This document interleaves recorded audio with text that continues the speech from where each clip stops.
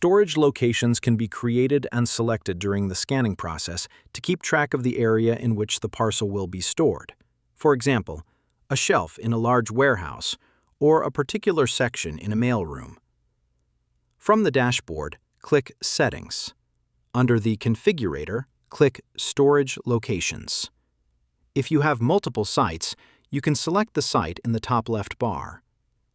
Click Add Location, then enter the name.